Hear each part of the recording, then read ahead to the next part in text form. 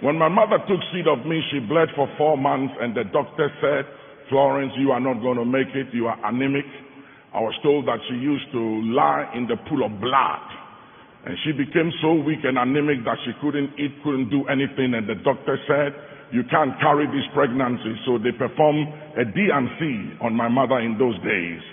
Months after the D&C, the stomach kept growing, and they took her back to theater, and they found out that apparently we were twins, and that my twin was taken away, and I survived the D&C.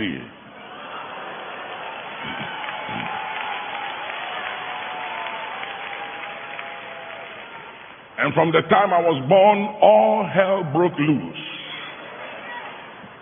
I wouldn't go to school. I was a problem for my mom. I was a thorn in her flesh. I would steal my mother's jewelry and everything and sell it for dope, marijuana in those days. They will send me to school and I won't go to school. When I go to school, I'll fight the teacher.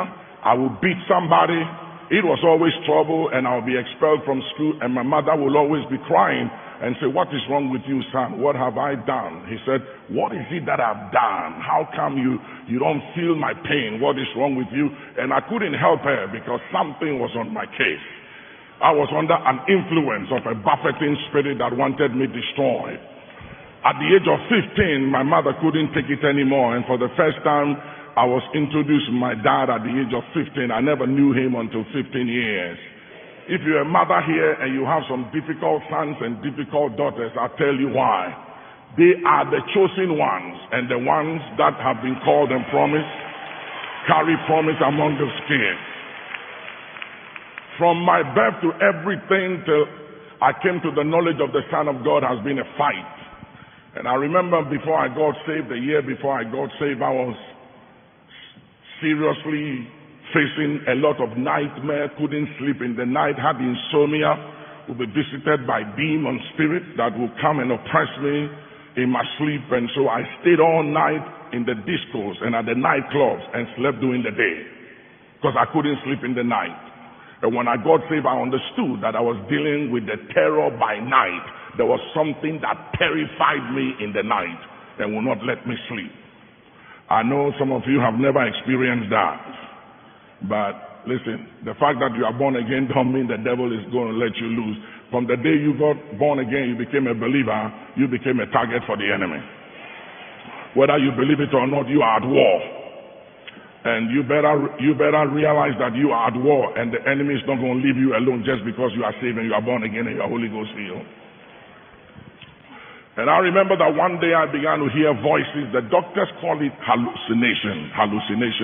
I began to hear these voices, and one of the voices commanded me to light a candle, and I couldn't resist the strength and the power of the voice. So I lighted the candle, and the voice said, place your right palm on the flame.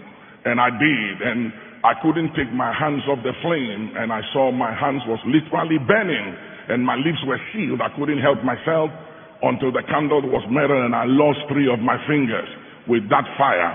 I was admitted at the hospital for 4 months, went through all kinds of surgery, and in the night I would scream and would be running at the hospital, and they have to arrest me, put me in chains and inject me. And I was tormented, I was buffeted by an evil spirit, and I had no idea of why I was going through what I was going through. Tell somebody you are where you are for a reason. Tell somebody else you are going through what you're going through for a reason, Until one day Jesus appeared to me on the bed of affliction and said, I am Yeshua HaMashiach. And for this purpose you were born. That you were born to proclaim my word to the nations of the world. And I had an encounter with the Son of God, and from that day my life turned around, and I was never the same again.